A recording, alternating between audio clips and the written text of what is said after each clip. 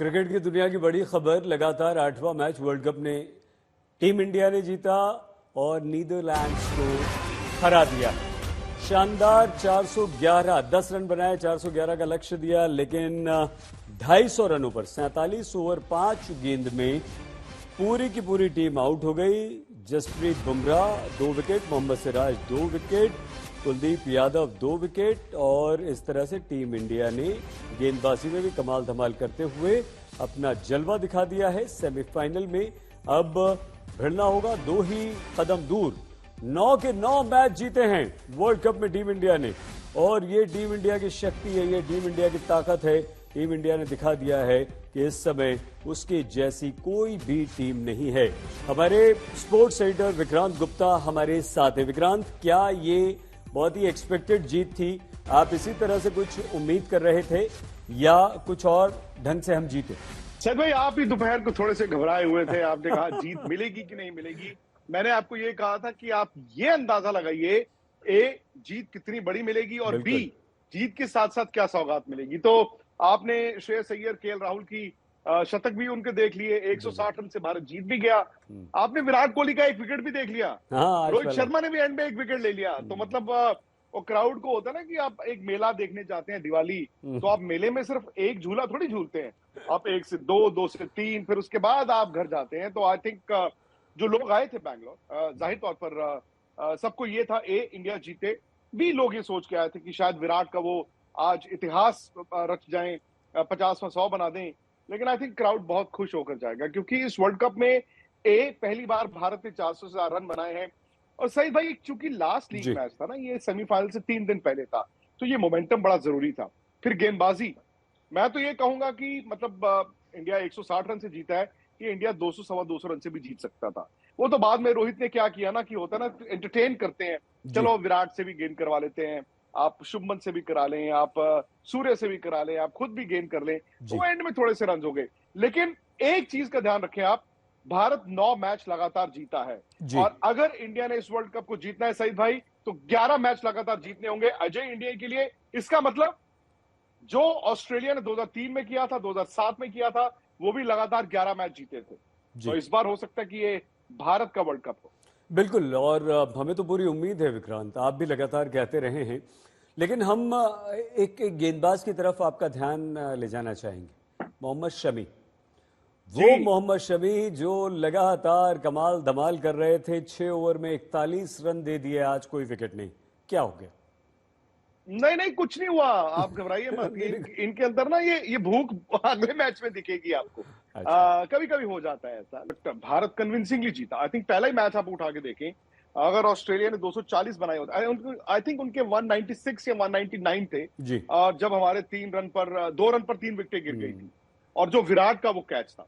अच्छा, अगर विराट का, अगर मगर तो है ये ना, अगर विराट का कैच पकड़ लिया गया होता, अगर इंडिया वो मैच हार गया होता, तो शायद इंडिया को वो कॉन्फिडेंस ना होता। बट आई थिंक इन्होंने जब ऑस्ट्रेलिया को हरा दिया ना, उसके बाद फिर वो सारी फॉर्मेलिटीज हुई।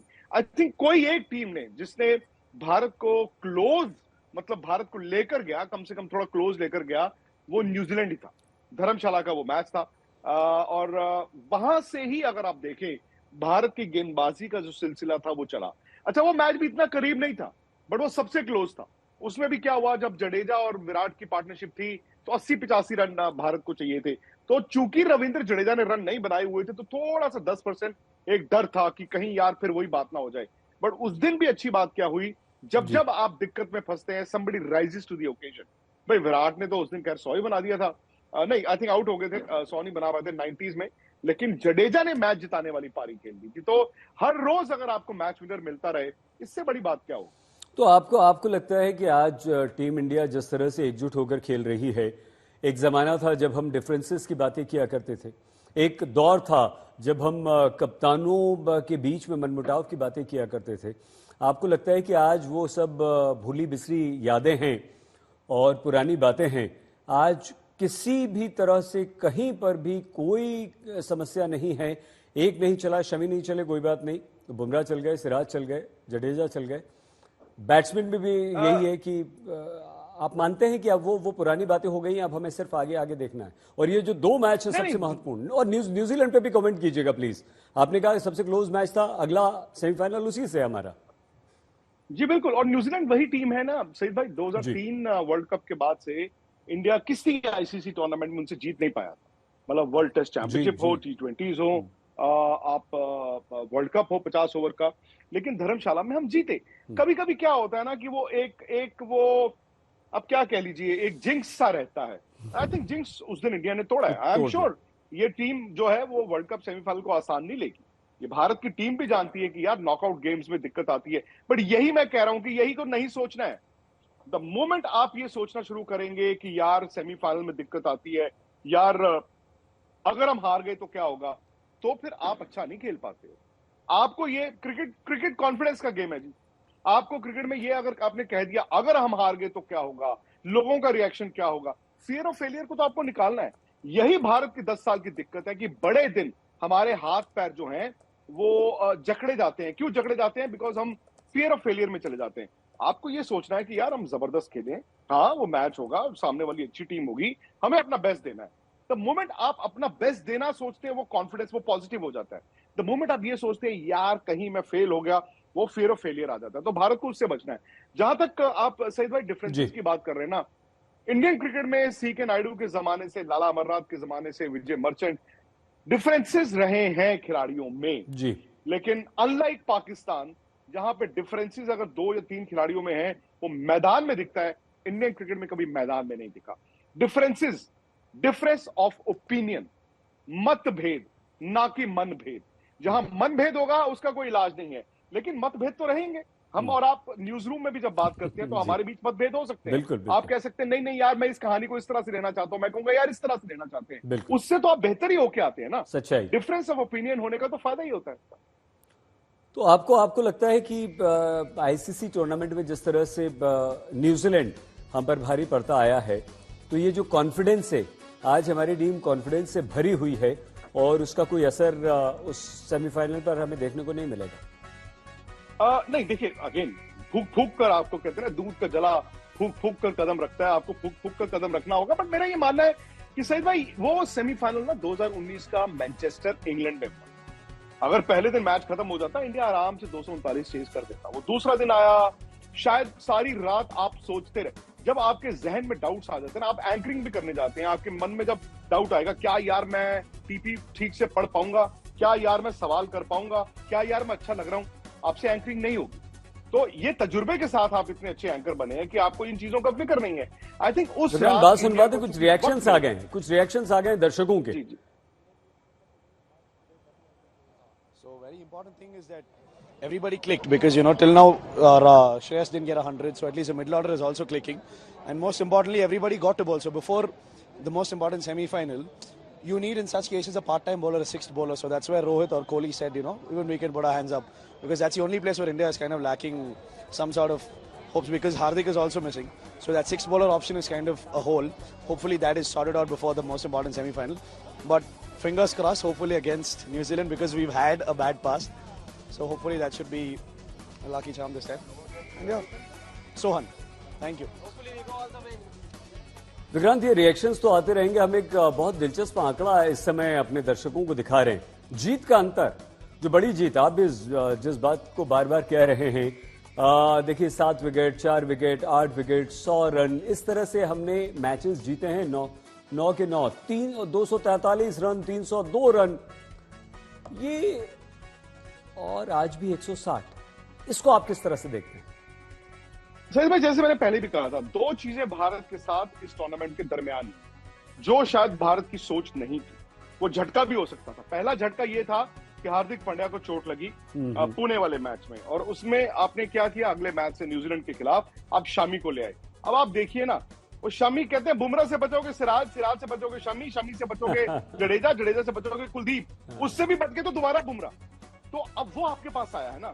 दूसरी बात जो मैंने कही, वो लखनऊ में मैच हुआ था जो इंग्लैंड के खिलाफ। चूंकि इंडिया चेस बहुत अच्छा करता है, इंडिया हमेशा चेस बहुत अच्छा करता है। इंडिया ने पहले 5 मैच आई थिंक चेस करके जीते, बट वहां पर you were force to bat पहले। क्यों? क्योंकि इंग्लैंड ने टॉस जीता।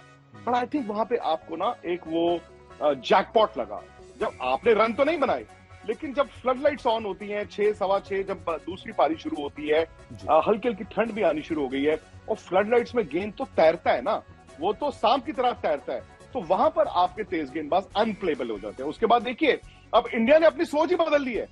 इंडिया कहता है कि हमने चेज नहीं करना, हमने तो पहले बैटिंग करनी है, हम बोर्ड पे रन लगा देंगे, हमारे तेज गेंदबाजों के लिए काफी है। अच्छा, अब नॉकआउट गेम्स में भी अब बड़ा दिलचस्प हो जाता है कि आपका जो मुकाबला है वो वानखेड़े स्टेडियम में है, वो मुंबई के वानखेड़े स्टेडियम है, और जैसे बैंगलोर का ये मैदान है वो भी थोड़ा छोटा है, और सही भाई वहां पर रन बहुत बनते हैं।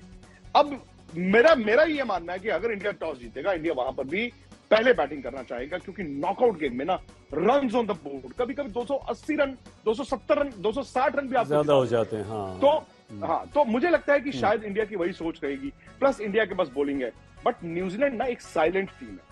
न्यूजीलैंड का ये है कि वो पिछला मैच जीत कर आए, क्वालिफाई कर गए, श्रीलंका हल्की टीम थी, बट 4 मैच लगातार हारे हैं।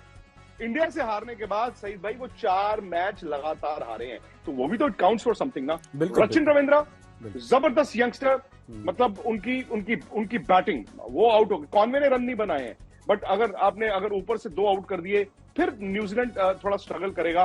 बड़ा मेरे से 1 या 2 खिलाड़ी पूछेंगे न्यूजीलैंड के, हालांकि लोग कहेंगे यार सऊदी, ट्रेंट बोल्ट, वो आपके ओपनरों को परेशान करेंगे, वो है मिचेल सैंटनर। मिचेल सैंटनर एक ऐसे खिलाड़ी हैं सईद भाई जो हम जल्दी से 20 सेकंड में वाइंड अप करना है विक्रांत, एक बात बता दीजिए आप।